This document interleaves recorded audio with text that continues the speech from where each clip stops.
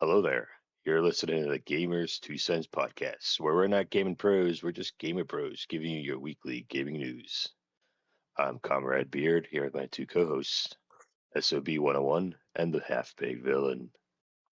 We're gonna get right on into it with some new news about the God of War series, the live action. Some new actors have been dropped.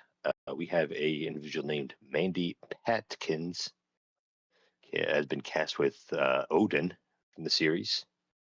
The I don't know rumors if you guys turned out know. to be true, as it was rumors. Yes, they did. You're right. They were rumors. He's got a lot of like drama credits. He's a pretty heavy actor, and then also played in Elmo as well. So I'm he's got a sorry, varied. what? He was an actor in The Adventures of Elmo in Grouchland. I don't know if you're aware of Oh that. shit, big dog Yeah. right here. Hell yeah! I mean, if you made it to Sesame Street, you've made it in the big times. I don't know if you guys have heard of him or anything like that. If you watch any of his films, I don't know actors, so maybe I have and I didn't realize it.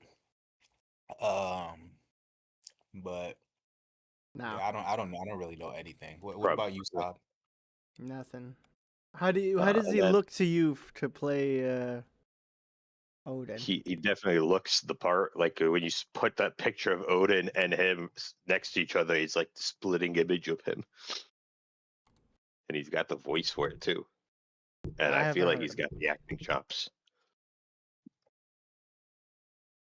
So it sounds The like they next, picked the best possible choice. yeah, I mean the next actor who was confirmed as well, like you Mhm. said, rumors, but for Thor was Ulfar Dari Ulfson. Uh, said he is man. That is not an actor that I'm able to pronounce very well, but he's an Icelandic and American actor, born in Connecticut, apparently as well. So he's a Connecticut boy over here. Oh Nice. shit, you're right.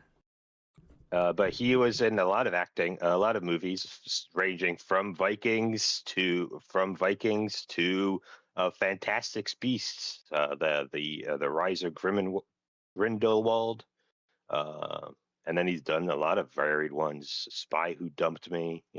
He's a wide range of acting roles, so he's a very good actor. I saw him in The Last Witch Hunter.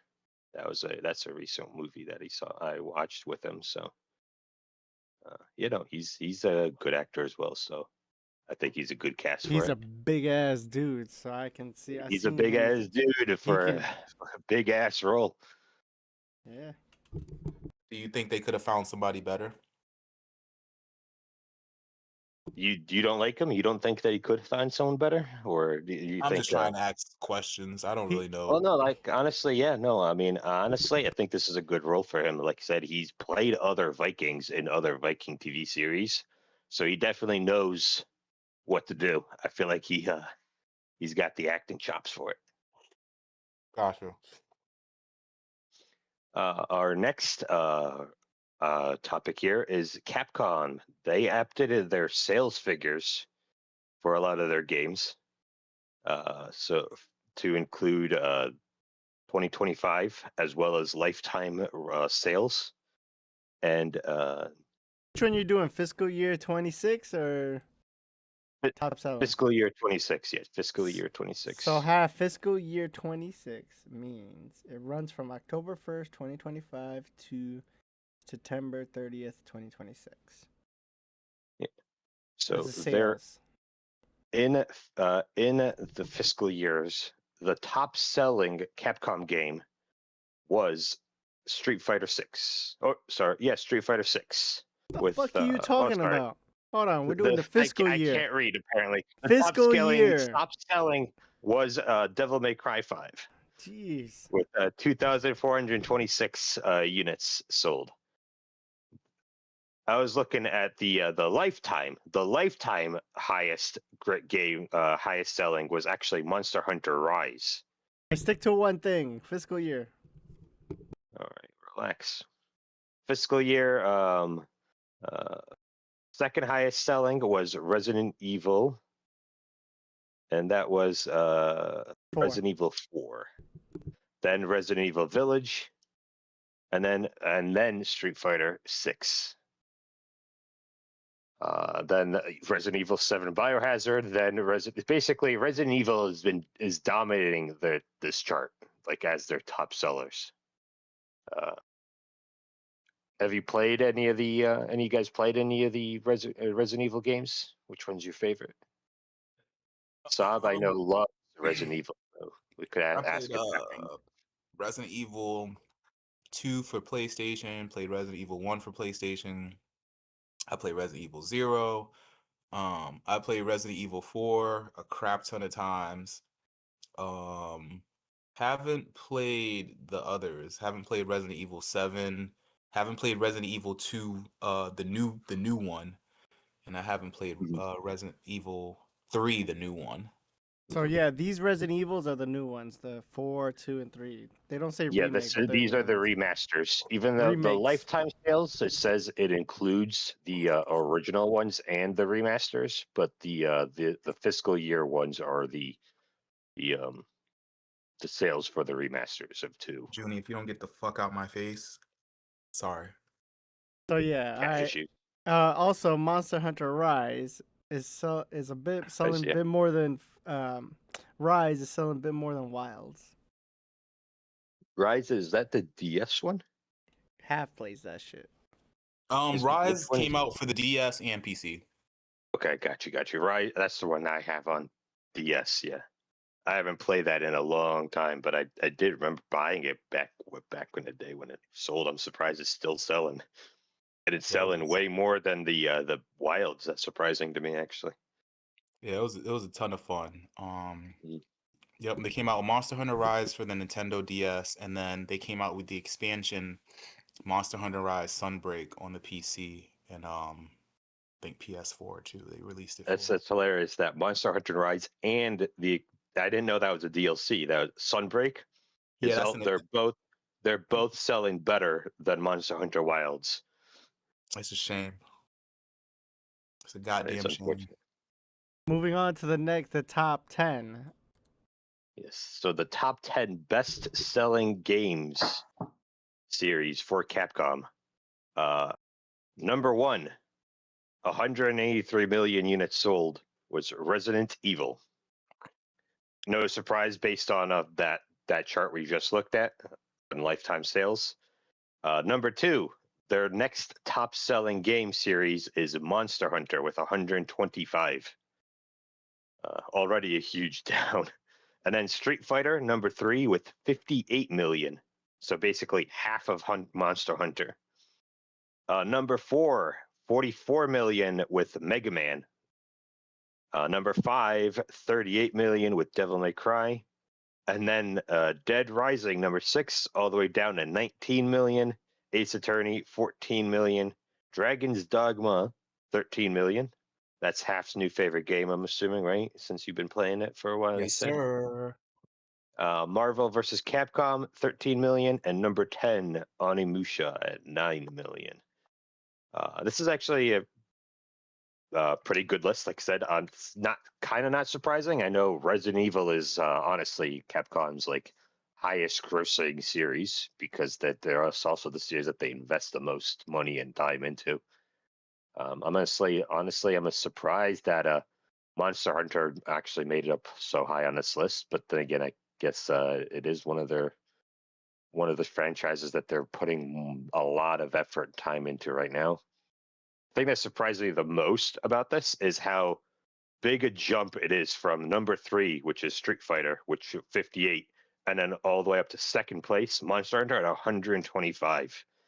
Street Fighter is their third largest, and it's half the units sold of of Monster Hunter.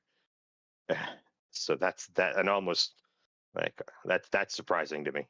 That was a very big surprise. I know you're a big fan of Street Fighter. What do you Half? What do you think of Street Fighter being half the units sold of Monster Hunter? Oh, ooh. Sorry, I'm here. Just my cat was bothering me. I'm I knew it'd be lower, but maybe not that much lower. But when I take into account, like, if I were just to give some random speculation without thinking too deep about it, I would say part of it is fighting games being kind of niche, a niche category, and Capcom had a lot of steam with Super Street Fighter 4, and with Street Fighter 5 coming out, they did a really bad job with the rollout and the early development of that game, to put it lightly and to say the least. And I think if they would have had that same steam in Street Fighter 4, those numbers would probably be way higher. But I definitely, if like somebody asked me what the top 10 was, the top 5, I would say it kind of looks similar to this. I would probably have said Monster Hunter, Street Fighter, and maybe Devil May Cry, I'd say. Um but yeah, that sounds, it looks about right though. I probably would have guessed that Monster Hunter would be higher, Mhm. but I guess that's not really saying too much. You have anything you want to add to this, Saab? Yeah. Your thoughts? Comrade also added a couple units there, Lucas and Comrade. And hopefully they'll add Resident Evil 6 and add to that number. So are we? Yeah, that's right. Resident Evil 4. That's right. Resident Evil 6. Well, no, that's the one that we played 5. Hopefully, Hmm. maybe we'll play 6 soon. But yeah, Resident Evil was just fun. Like, it started out as a horror, successfully went into action horror, and then successfully went back to horror, mainly focused in action. But it's kind of a rarity in gaming to do that, because once you go action, the horror tends to stop, or you can't go back. But they successfully did it, so it's just a fun series. It's a simple, you know, about a pharmaceutical company doing virus stuff. And then you got the story of Leon, Claire, and you grew up with them. You see them when they were rookies, and then to where they are now. So it's a pretty deep lore.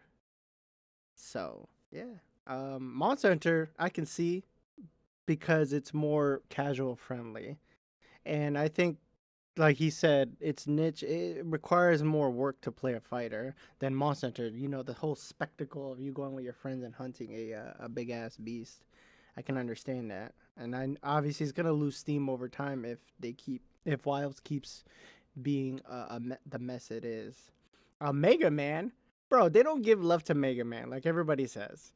That shit is still number 4, and it barely. The last game was what? What was it? I don't know. 2018, the main line, Mega Man 11. Somehow, most people don't talk about, because Mega Man is such a legendary figure in gaming, but he's just quietly doing his thing. And there are people who get mad because they're like, Capcom doesn't show Mega Man enough love. And it shows. Still number 4. Come on, you guys don't even remember. You guys probably will name a Mega Man game years ago and not know there was a Mega Man 11 for that released in 2018. That's what I'm saying. That's some kind of why. And hopefully, like I said, they're making a new Mega Man coming out in 2027. Hopefully, that's good. But yeah, I got nothing else, comrade.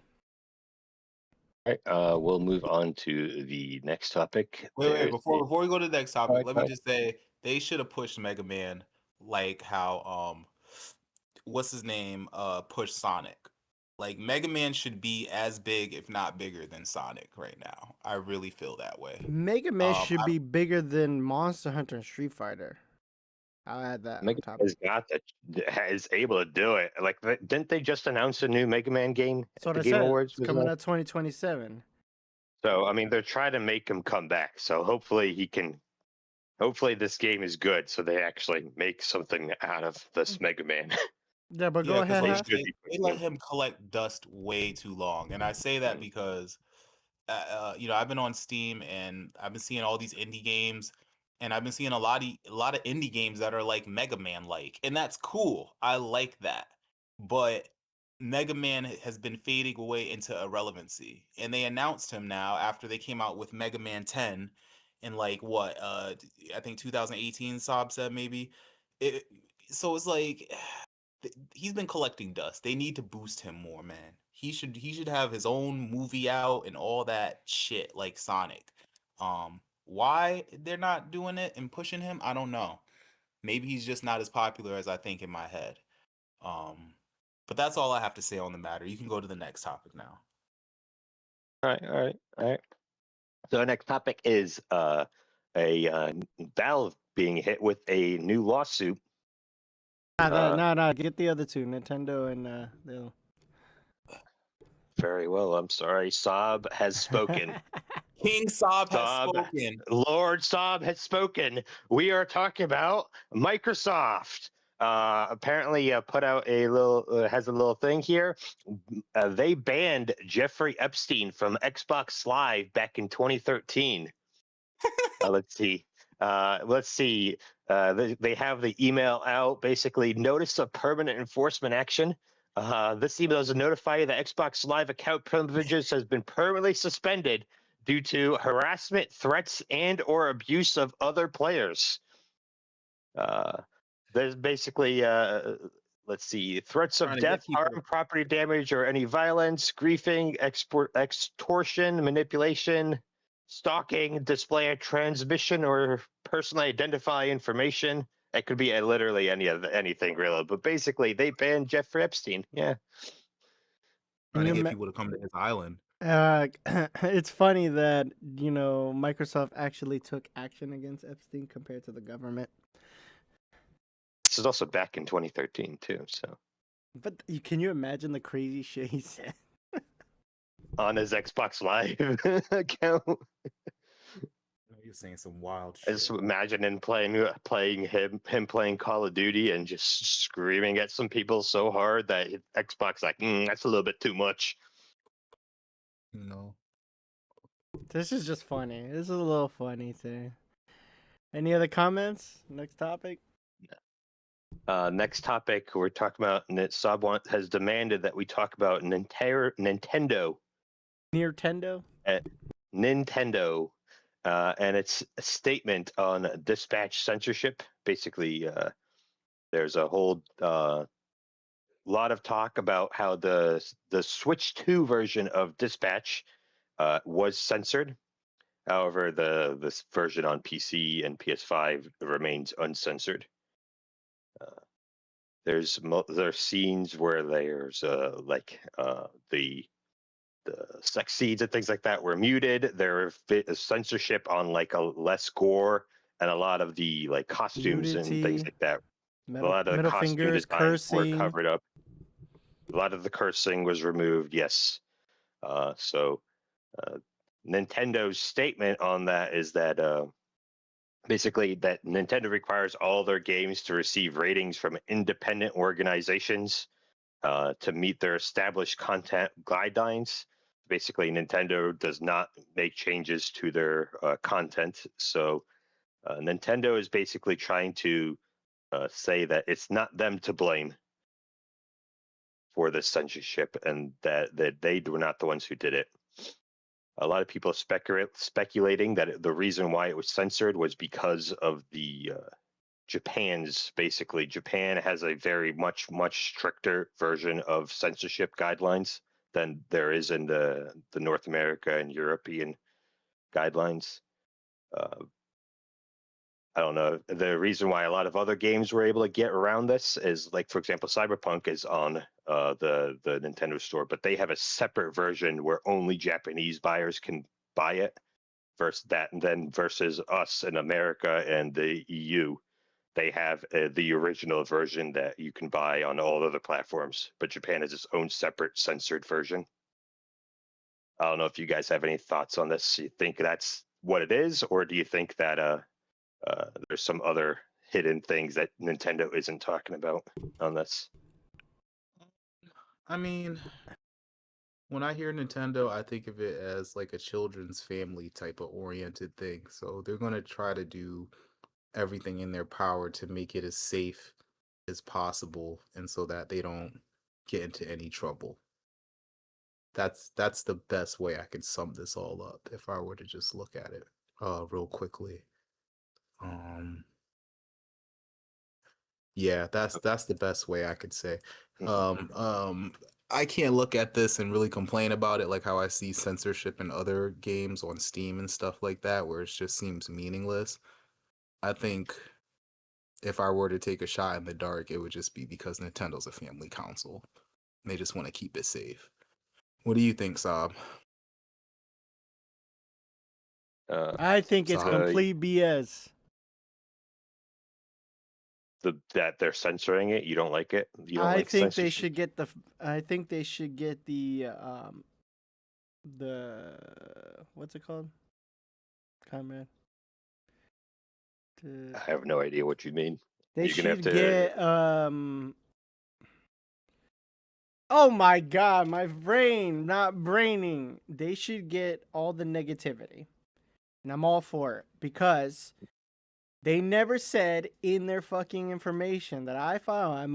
You might have seen it, but it doesn't say everything is censored. It should have been in the information saying this version is censored. Like, people were excited to play it, they bought it. I'm pretty sure, I'm going to assume that they didn't have that information in the damn thing. So, good on you. Get I don't care. I don't care if you're a small company. You should have said something. And people, from what I heard, are asking for refunds and getting it. The people who are fans of Dispatch Oh, and so want to play it on. you're disappointed by the developers of the game. You're Yep. not disappointed in Nintendo. Oh You're well, mad at the Nintendo's gonna be developers Nintendo, themselves. but I'm still kind of weirded out that Nintendo. I sometimes I will believe Nintendo had a hand in this because it just makes sense. Because it's not like they get a word in, you know. So why wouldn't they get their word in like Xbox and PlayStation? I'm not gonna believe that bull Nintendo didn't say shit. Um, and I think it's because they can. Part of me believes they can bully around this company because they're not as big as Cyberpunk. Why, Nintendo's not gonna be like, oh, you can't make, like you said, you can't do two different versions. You can only do one version of Cyberpunk. That's the censored version. No, CD Projekt Red, that's Cyberpunk. That's a big game.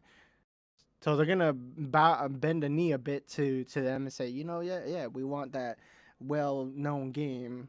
You can make two versions, but why not make two dispatch versions? So yeah, I don't care. They can get all the negativity they want. That's their fault. You should have said it. Fuck you. That I'm not being mean, but yeah. No, that's a good take on it. I didn't think of that one. I like that. So moving on to another topic then, if no one else has anything to add. Back to that topic that I was going to talk about before we decide that Saab has spoken.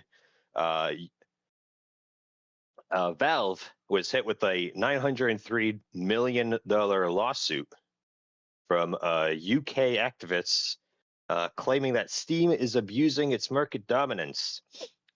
Basically, Valve was hit with this lawsuit for abusing its market dominance by digital rights campaign Vicky Showbolt. Basically,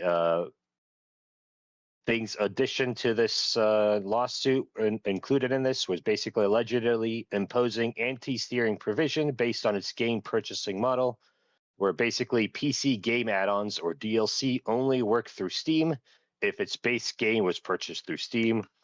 Valve being charged for consumers basically excessive commission charges, and if this lawsuit wins, basically about 14 million UK gamers would be compensated. Uh, Basically, from what I gather, this is similar, and this article actually does include it. But this is similar. I know when Epic Games first came out, the main reason why it came out was because of the fact that large commission rates were the standard. It mentions that Steam has a 30% commission rate. And I know Epic intentionally charges a much smaller commission rate because that was huge back earlier when it was discovered that Steam does such a massive commission rate.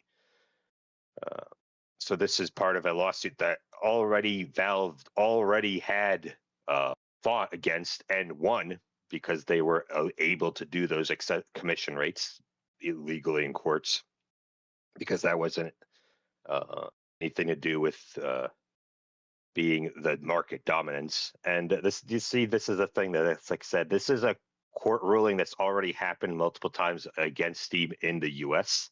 And now I guess the UK is trying to do it again in against the Steam. So I don't know. I don't see the legitimacy of this lawsuit going anywhere. But I don't know if you guys are surprised that Steam is being hit by another lawsuit regarding its basically monopoly on things. The thing that surprises me the most about this is the fact that part of their uh, basically claim is this portion right here about the fact that you can only buy DLCs through Steam. Seems basically what they're trying to do is if you buy a Steam game on Steam, and then Epic has a sale for DLC for that game, you can't buy a DLC of Epic on the Epic Game Store and then buy the game itself on a different platform. Whoa, whoa, It's whoa, whoa, saying whoa, that whoa, whoa, whoa, whoa, whoa! On PC, you can't do that. no, I never thought of that till basically. now. Oh shit! So basically, yeah, if you buy a game on GOG, for example, and then you see, oh shit, Steam has a sale for the DLC, you can't do that. It doesn't work. They won't talk to each other that way. Right, So that's that's some part of what asshole shit. That's some asshole shit. That is some that sucks. Yeah, but that is also like everything. Like GOG won't talk to other platforms. Epic won't talk to other platforms. Steam won't talk to other platforms. That's for all of them. That's not just Steam. Like if you buy any digital game, you have to buy the digital DLC from the same platform. Otherwise, they won't talk to each other. So that's what part of this lawsuit is. But then again, I think Valve is arguing in this lawsuit that, hey, we're not the only ones that do this. Why are you targeting us specifically for this point? So I They're don't, the because biggest. yeah. So I don't know if this DLC, I don't know if this DLC will go anywhere. I don't know if this lawsuit will go anywhere necessarily. But I don't know if you guys have anything to add or thoughts on this this kind of this lawsuit for Steam. I don't know if it's gonna go anywhere either. Uh, I can see why it's being done. Um, Damn, Steam. I didn't know you was doing people like that, Valve. Holy shit. 30%, yeah, 30% commission for every game sold. Damn. And then the whole thing with having to if you want to use the DLC for a game, the base game has to be purchased on Steam, and that's just kind of, Yeah. I mean, that sucks, but I can't ever think of a time where I would ever really do that either. Well, Like see, if that's I the thing. Is like that's not just Steam that does that part. This all of them, all the storefronts do that part. Oh, okay. Because I'm like, if I get a game for PS4, like I'm not gonna go try to get the DLC off of Steam. I guess unless maybe I'm trying to save money for a sale or something, but it just doesn't seem cohesive. But not anyway. Yeah, I don't know if this is gonna go through. Um, this is surprising to me. Probably not surprising to you guys, but I'm just getting put on to Valve and they're monopolizing fangs and stuff. So, you have anything you want to say, Saab, before we go to the next topic? Yes. So, uh, PC is all about being open. You should be able to do basically what you want. If this is PC focused, yeah, I think that's an asshole shit. I think DLC bought anywhere because we, the consumers, should be able to buy the product wherever we want and should be compatible for the cheapest, right? That's why we have real life stores, you know? We buy a certain product, right? A real life product, and there's an add on, right? Well, we have the freedom to buy the item at multiple stores, might have different sales, might have a sale on Amazon, you know what I mean? To buy it for cheaper, and it will be compatible with the product. So that to me is some asshole shit that PC should break apart. Consoles I can understand because they're dedicated, they're their own thing, but Yeah, I think that's some real asshole shit. Also, for PC fans, you're gonna say, "Oh, Valve is the only good guy, and it's the only one I would allow to do Monopoly," or they don't think it's a monopoly. Like you're just allowing it. You're all cool with it, you know. And also, this is happening to PlayStation. People forgot that PlayStation is currently still in court with UK about the unfair price thing, the PlayStation Store. They're still going through that as well. So Steam is not the only one who's taking this shit. So people kind of open your eyes. This is some bullshit. DLC on PC should work with anything. We should have the freedom to buy it where it's the cheapest and allow it to work. But yeah, that's my opinion. No, I respect that. Like I said, yeah. Yeah, but then again, like I said, like I mentioned, Steam isn't the only one who does the exclusivity for its DLCs. I don't know if you're aware. Like Epic also does that. You were talking about them. PlayStation PS5 store obviously, does that because PS5. But that's a standard on all the PC digital platforms. I don't know if you're aware of that, so you were Don't talking about. care. I don't care. DLC should be able to work. That's my whole opinion about. Should be I able to get you. buy where it's the cheapest. Hmm. All right. Well, I'll let you move on to trailers. You said you wanted to talk about some Nah, trailers you're here. talking So, about Jinwei. You talking about that? all right. So there's a trailer we have out here called "Whispers," a whisper of fall, Jinwei. I'm assuming this is another one of that China Hero project that is Not coming that I out. know of. That I Or personally is, don't. I don't know. It looks like the kind of game that came out of that, so it might be. But the way that it's basically it's an ARPG set in ancient China, and it looks like I said, it looks like a pretty entertaining game. It looks very flashy. It looks basically similar to the same level of games that we had uh, previously coming out of the China Hero projects. This one does look a little bit more interesting in the regard that I guess it has uh, what they call the unique deduction ability, where you're able to and go through the multiple different styles of pathways, to either violent or trying to negotiate your way in, and you're able to time travel back and try different scenarios in a different method. So I don't see if this time traveling, like how this time traveling mechanic works in actual combat in any way, or if it's just through for like narrative purposes. This time travel mechanic that I don't see, and I didn't see that in any of the gameplay. So I'd be interested to see if it's able to be used in actual gameplay. Um, I mean, it looks like if you liked any of the games that came out, like what's the one that everyone's playing right now? Where Winds Meet. Everyone liked that game. This seems basically, if you enjoyed that game, this is definitely one that is basically a step up from that. I don't know if you guys watching the trailer, if you guys have any thoughts on the game. This is something that you might pick up. Kind of reminds me of Where the Winds Meet, I guess. Looks like uh Dark Soulish mixed with some Neo, I guess. Looks like a combination of two. I Mhm, mean, it looks like your generic hack and slashy action game. mhm. I mean, it looks fun. I didn't see anything that really wowed me, but maybe this might really do it for some other people. I'll wait till this game's half off. Sob, Saab does not care about this game. Whoa, We'll whoa, move whoa, on whoa! I to. went to go try some spaghetti on the stove. Saab's got to get spaghetti. I understand. So, oh yes, it is, Comrade. Actually, hold on, pulling up my notes. It China is Hero part of the Project. China Hero project, and is being developed by Kang Mo Game Entertainment. So, it's using the Unreal Engine. So I can't say it doesn't look pretty, but at the same time, it's all about art now, I think. It is also set for release for the PC and PS5, no date.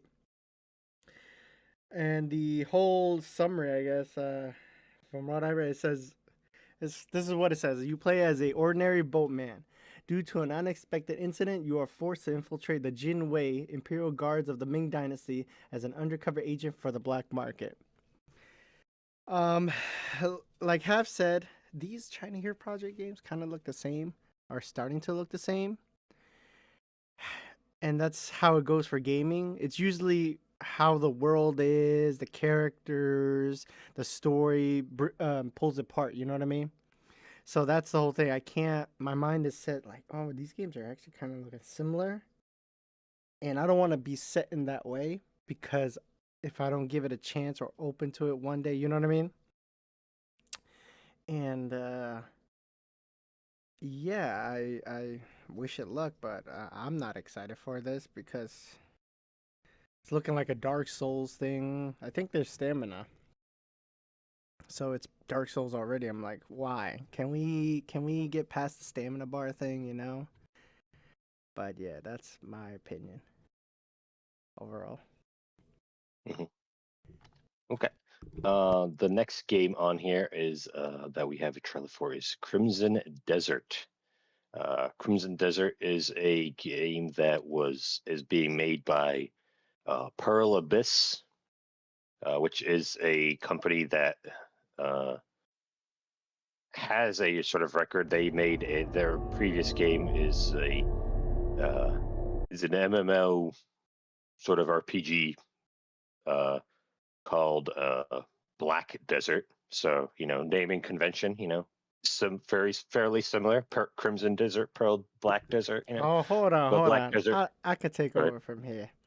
So he is right, Comrade. It is developed by Pearl Abyss, and it has a release date of March 19th, by the way. Okay. However, when you said Black Desert Online, right? You said that? Yeah. Go ahead. Yeah, hold on. Uh, Yes. it is not a prequel to Black Desert Online. It became its own thing. I believe their It's in whole the same intention was that it universe. was supposed. Yeah, it's the same universe. However, it's sort of developed into its own thing. You can kind of see the aesthetic basically if you look and images of those two games together. There's similar design notes and things like that. So it was definitely you could tell that it was originally intended to be uh, part of the Pearl Abyss Black Desert MMO, but it was sort of like you said, evolved into its own thing. And it became, I believe, this is going to be a single player game It is. experience. You are correct. It's going to be a standalone single player thing. So you play as Cliff, and he's part of a group called the Gray Mains. And the story seems to show that the Gray Mains have fell in battle against a group called Black Bear. That's part of the story. Besides the other campaign things, I forgot what the heck it is. Some political stuff or some war going on. Uh, so you explore a world. It's called Piewell, right, Comrade? I forgot. Piewell? Yes, Yeah, so it has 5 regions. Gotta pull that up right there. you're Uh, correct. yeah, so 5 regions. One's called Hernand, and it says a region rich with mountains and rivers, and the starting point of your adventure. The other one is called Paloon. Comrade, right? Am I saying that right? Did you see that? Go for it. Paloon? Keep on it. You got this. The northernmost region of Piewell and homeland to the Gray Mains.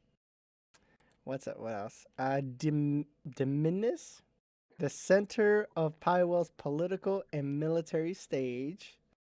And the last, oh no, and the other one is De. How do you say that? Delecia. Delecia. That sounds great to me. I can't pronounce Shut any of your those. ass up. Uh, but Thank you no, for it's a basically like you region said. at the 4 point of science and technology. I'm almost there, comrade. I know you going. Let me read out loud, damn it.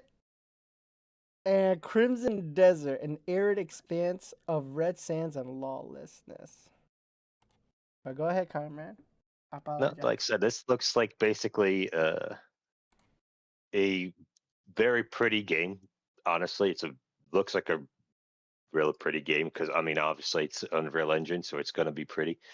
But it definitely looks like a game that is right up my alley. I'm probably going to try to pick this up, uh, and He's it all about that really. gameplay because it's. Go ahead. Yes, you're right. I want to fight a giant robot dragon, and that's the giant robot dragon is in in the trailers. I want to fight that giant robot dragon. That's all I'm saying. But it does look like a pretty fun combat system. I know Pearl Abyss can do a good combat system because, like I said, they made their MMO as very good action combat. Basically, their whole shtick is like you can make most of your combos from all of your abilities can be triggered through either like button combinations or or you could use the standard like MMO trope where you press a button and you activate an ability. But most of them are like if you use your mouse to like left and right click. Uh, left click is like a light punch, heavy is a right click, and you could use every single one of your combos using like the WASD keys and left and right click. So a lot of players in that game are absolutely like that play fighting games, are able to do a lot of those combos with like pretty easily and really fluidly. So I Okay, know so that third that's person action. yeah, essentially yeah. So I know that they can make a good game and a good fighting style and very good combat. The world is also very rich and pretty story driven in Pearl Abyss. So I'm excited to see how this game progresses. Like you said, a standalone game where I know that that's a good developer. So I'm gonna pick this game up. I don't know. What's your opinion on it so far, Half? If you've seen the trailer, It looks like Black Desert to me. exactly. Yeah. Basically, I mean, it looks fun. Um, but I would get it when the price is low, or if it's not free. I don't know. I don't know if it's coming out. If it's gonna be free, but yeah, it looks cool. I mean, it looks like a game I would play. I'll probably give it a shot because I don't know. I saw Black Desert and then I heard a lot of things about the grinding and stuff like that, and Hmm. I was kind of late to the party, so I think I would give this a shot. Um, to just get in at the time when it's like new to see how it is. Hmm. Yeah, it Yeah, looks pretty cool though. that is one of the reasons that I didn't get into Black Desert is because it's even more grindier than some other MMOs out there, like you know World of Warcraft or anything. Like it's heavy grinding on that game. Is from what I've heard. You have to spend like hours just to level up one of your gear items. And some of the mechanics are you could spend like days and days grinding just to level up something. I know you like that, right, Saab? That's Hell what do you no. think, Bob? So what I like about this game is the exploring part because I love exploring in games. I don't know what it is. It triggers something maybe if it's done well. So it has the typical hold on. It has the typical exploring the world shit. So it has what the fuck is it? Fast travel, obviously.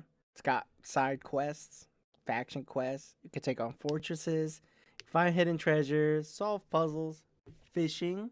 That's what Comrade wants. He wants a fish. He's so excited about that. You can I find do love artifacts. fishing.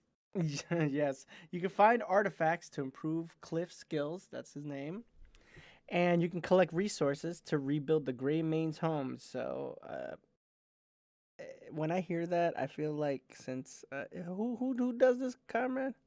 Again, Pearl Abyss. Is this Pearl Abyss. who? Where are they? Who makes this like region, continent? Oh, that I don't remember.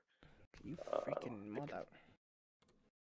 Okay, I I could got look it it. up real South fast. Korean. Okay, okay. Okay, there you go. So I usually they believe it. make Yeah. grindy games, typical. Mhm. So I'm not that collecting resources part. I'm like, yeah.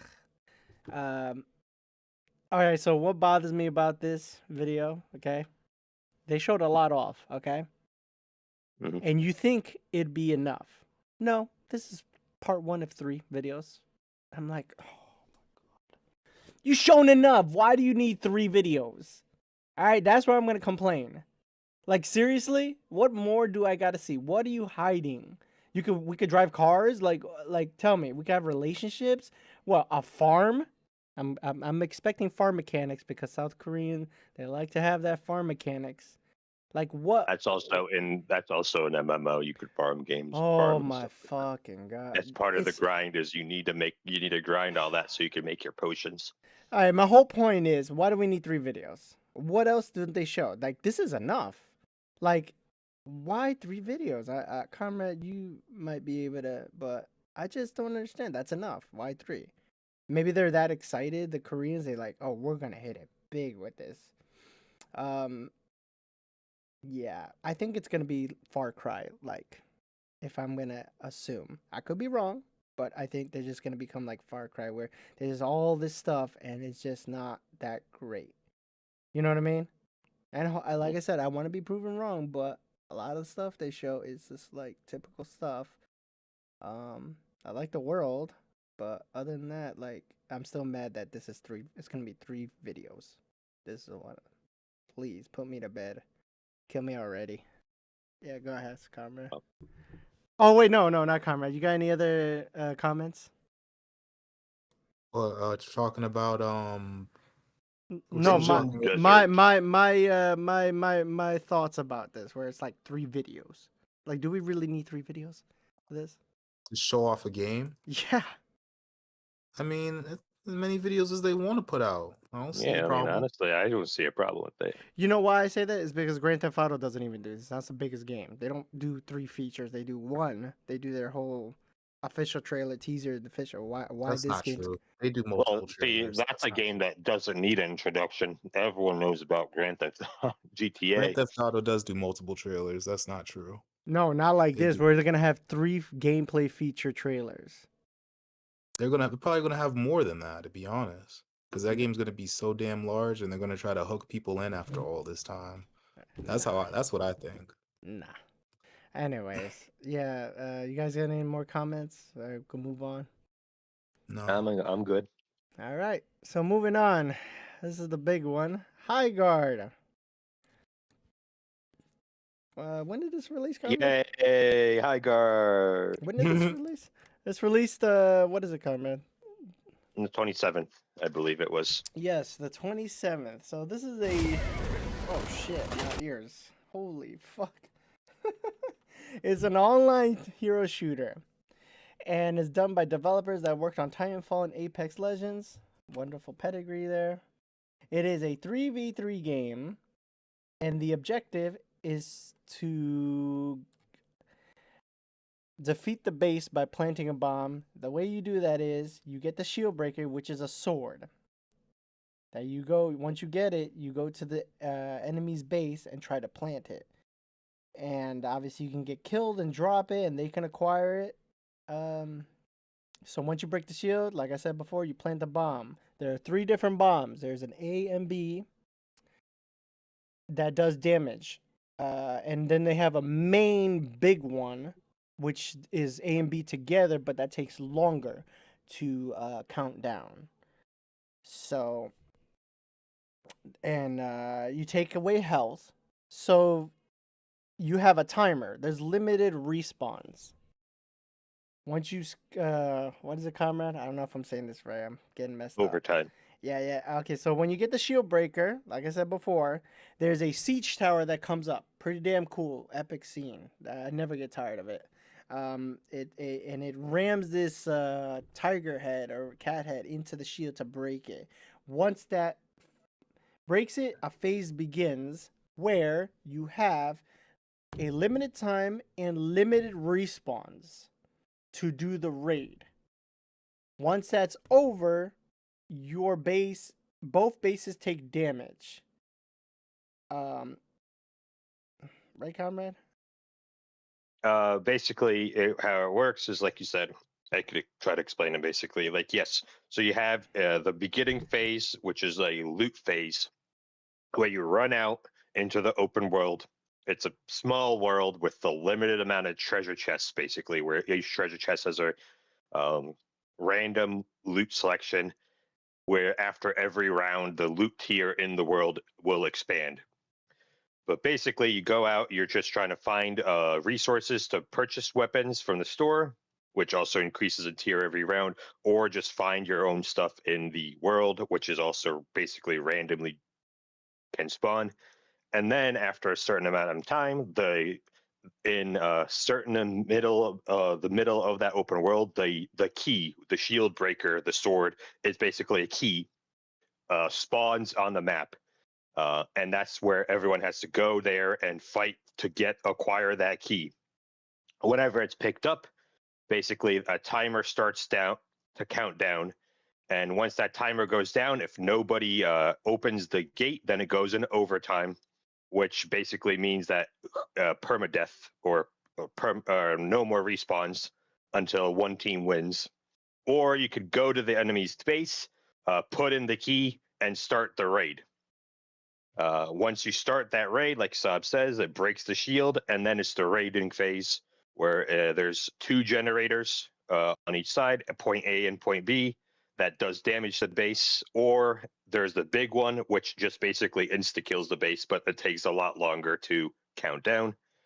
If no team destroys both generators, or lets the timer run out, or lets the lives run out, um, then both bases take damage, and the looting phase begins. Basically, if you're able to destroy the core or destroy the base, then the game is over. Basically, whoever destroys the siege wins the siege, wins the game. God damn, you repeated basically what I said in a longer ass form. Yeah, but I'm better. Yes, and you forgot to say there are crystals you mine which you can use at the shop. The shop is at your base, throughout the map, and on the siege tower, which helps you get your armor back because once you die, you lose armor, right? You level down one armor. Yes, if you die, you lose whatever armor you have, but you could buy or store multiple sets of every tier of armor. Correct. And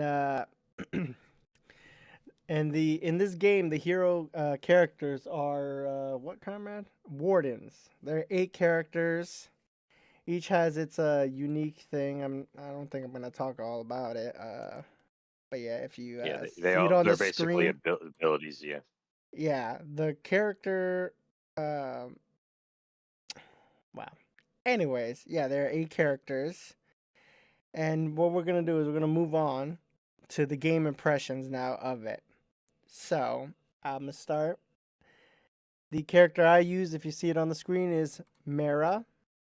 She's got soul armor, gives overshield.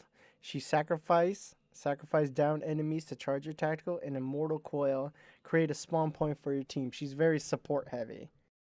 Um, I don't know why, but I like support characters in games. Don't ask me why. It's just a thing I do. Um, my impressions of this game is I think it's a solid game. I think it's a great idea. I think they're confident in their vision. They're trying to create something new, and I personally like that. I'm not into somebody who's confident and just making the same game and saying, "Yeah, we got these much cooler characters. We're making the same game, but we got these much cooler characters." That's pretty much the emphasis on a game of copying each other, betting each other. But this game is trying to do something new. Everybody's always bitching and moaning about something new. Here comes something new, and they don't give it the time of day, or they just go into an echo chamber and never really try it, aka Steam reviews, which people only play like 20 minutes. But realistically, it doesn't take 20 minutes to play this game, Comrade. As you know, it probably takes like 20 minutes or 10 to 50 minutes to do the intro. Then the game lasts for, depending on how good the teams are, 20 minutes to 40 minutes or 30 minutes. um so anybody listen to those Steam reviews, yeah, get better insight on this shit. Um, I like the heroes. They're pretty generic though. At the same time, it's the shooting. Like I said, I'm playing it. I don't play hero shooters, Comrade knows, anymore like that because they're all fucking the same. They're all fucking the same. But like I said, the pedigree behind this, the shooting's so fucking tight in this game. That's what I like about it. Like I told Comrade, hero shooters nowadays, they're not made by real FPS developers. Their abilities first. The hero abilities first.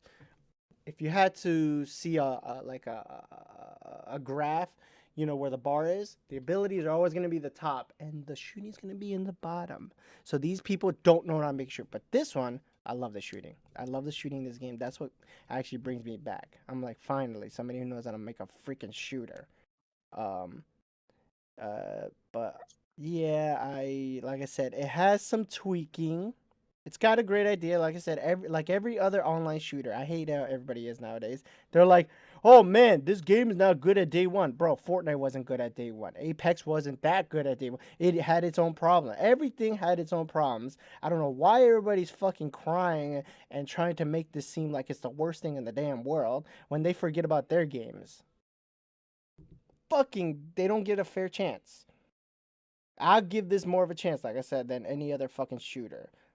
But yeah, I don't know. I'm just gonna bitch and moan about this shit. Comrade, you take it over from here. From my experience, like I said, Sobs, yeah, what like Sob said, if most Steam reviewers, you'll see they have like less than an hour played. An hour is basically, like you said, finish tutorial and maybe like 1 or 2 games. If each game takes about like 20-ish minutes, like you said, maybe you get like maybe 3 games in. If your team absolutely steamrolled, then you probably maybe get 3, maybe maximum 4 games. You basically got your toes dipped into it. You did the tutorial, maybe played like a maximum of 4 actual games.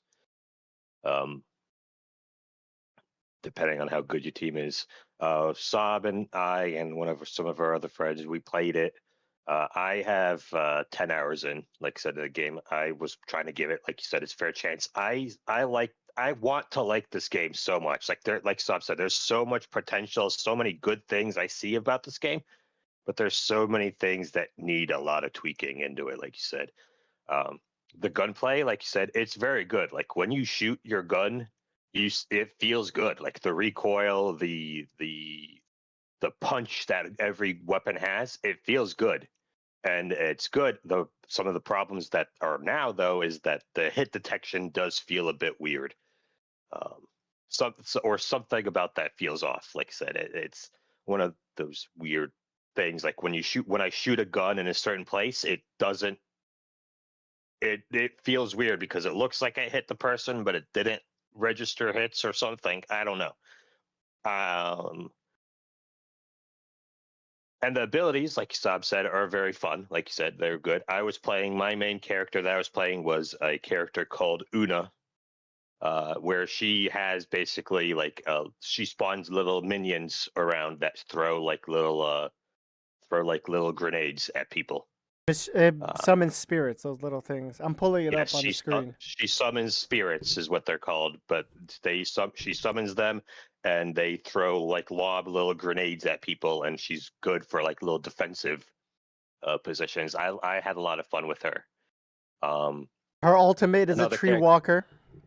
Yes, it's a giant, basically. It's a giant tree, basically a big version of those little guys that can't move, but throws larger projectiles and has a lot more health. Basically, it's just a big wall. Another character I tried was this. Remind me if you know the name of him. I Hold can't on. remember. Hi, Hold on. that's the one. Hold The on. big ice guy. Hold on. Oh, I'm sorry. Say Jeez. it. You did not Hi. know Una was a girl. That's true. Una, I went in there. That's true. I was looking at the characters. I'm looking through the characters. I was reading the abilities. I'm like, oh, Una summons spirits. That's cool as shit. And then I went in the game, and Una has got this very feminine voice. I'm like, wait a minute, this is a woman. She is jacked as shit. Holy cow. Yeah, I like her. Needless to say, I like her design. But yes, the game is very good, and like I said, the abilities are diverse, the- varied. Who's the other Um, character you play? I believe it was Before the ice guy, Kai. I think his name is. I don't remember his name Correct. is. I'm pulling him up. He's the one that turns into, if you saw the trailer, the giant ice guy, the giant ice demon. That's his ultimate. He could put up like little ice walls, and he's also actually an interesting character because he's also the only one who can repair walls without any materials. Everyone else needs to find the special materials in the open world in order to build walls. But he is able to use his ice powers to just repair walls for free. Yep, I'm showing that. Um, so every character has utility and interesting abilities that are varied, and it's like I said, it's one of the games I really want to like. But in its current state, I'm not sure. Like we said, they recently introduced a 5v5 mode because a lot of people didn't like the 3v3. Their 5v5 is an experimental mode; it's not their main mode. But it's strange because, like I said, 3v3 is just when you're doing a 3v3 standard, is just the open world that they have for looting just feels too empty. It just feels weird. The only time you ever fight anybody is in the is at the key, and everything else it just feels boring.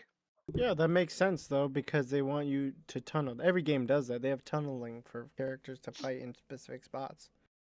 Hmm. That makes sense. Versus the 5v5, I feel like it's more in line with what the game is, because once you do that siege mode, oh my gosh, with 5 characters, it's a lot of fun. There's just so much going on. It gets so hectic. There are explosions everywhere. There's fights going on all over the place. I think that's more what it should be. It's a lot more action. It's a lot more fun because the raiding is the best part of the game. Like once you start a raid, it's fun. The beginning, the looting portion, is just it's off. Something like I said, this game is one of those types of games where I feel like a lot of modern games now they have that they release an alpha and prior to it, or like an open alpha.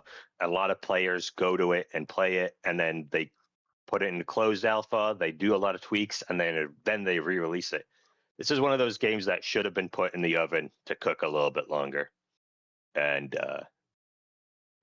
it's unfortunate that it came out like this. I know you haven't played the game.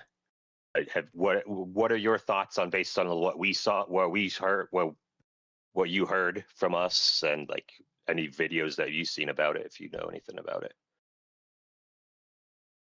If Half's still here, or if he fell asleep during our ranting, you know,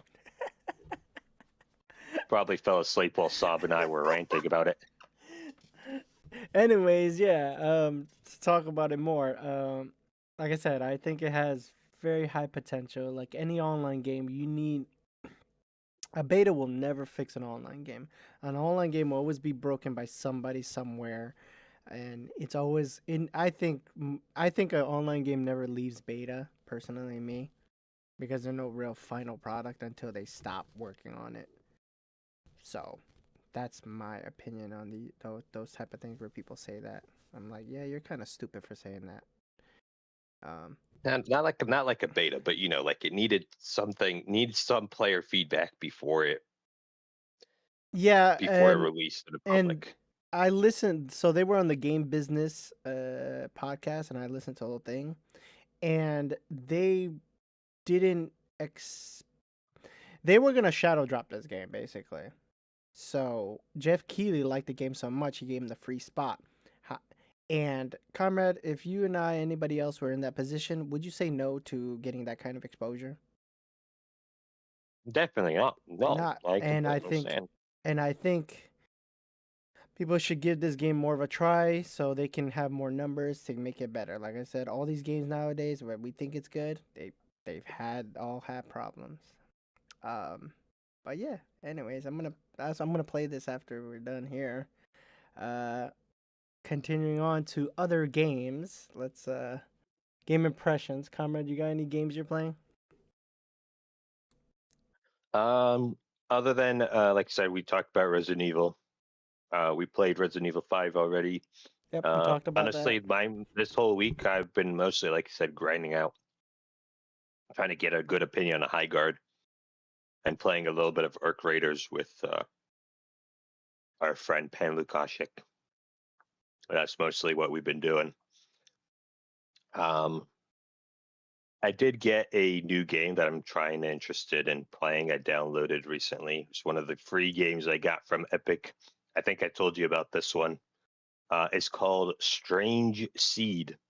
It looks interesting. Like I said, it looks very similar to games that if you played Spore back in the day. Spore being that like creature creator game where you're able to like make your own creatures and have them. Oh my god, I'm looking at it right now. It was It looked released like I 1 year said, it's ago. just one of the games I got for free from at one of the Epic store sales. So, like I said, it looks interesting. Like I said, I want to pick it up, try to, you know, go through it.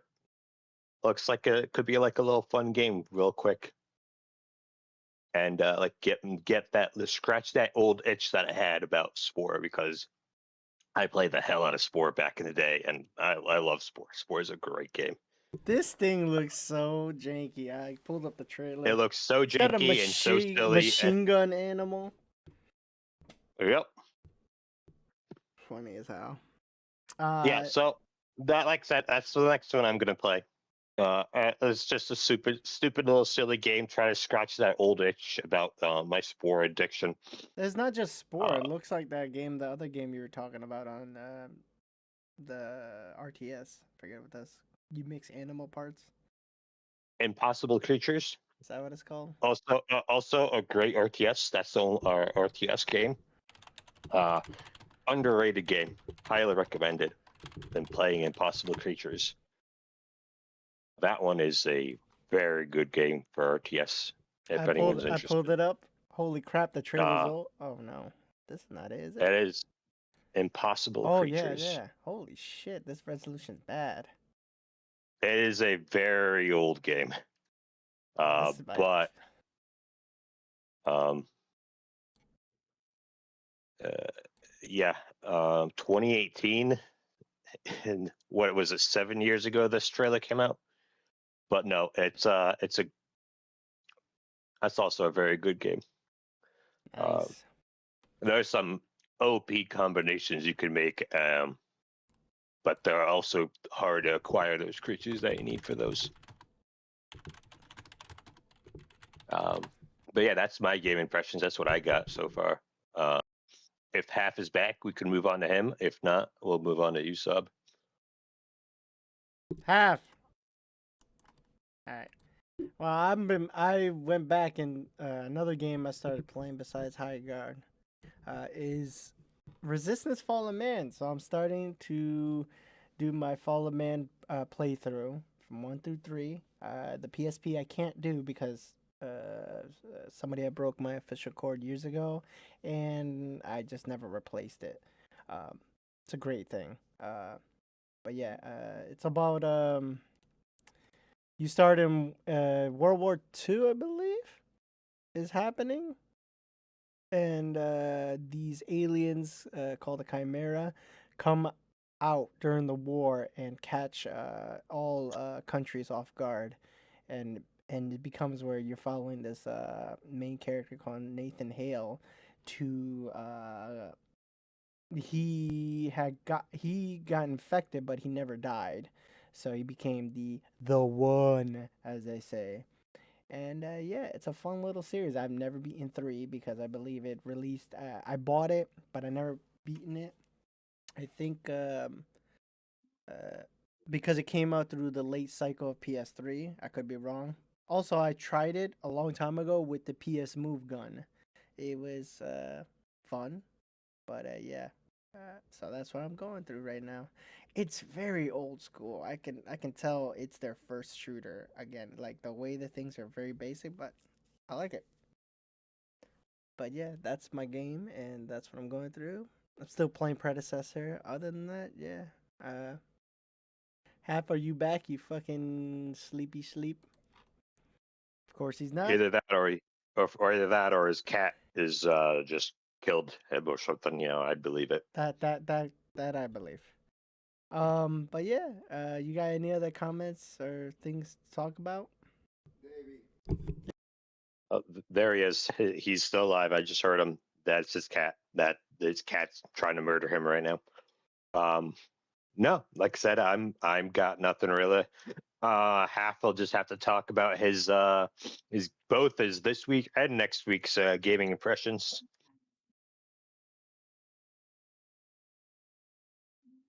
But I got nothing else to add, Sub. All right, take us out, comrade.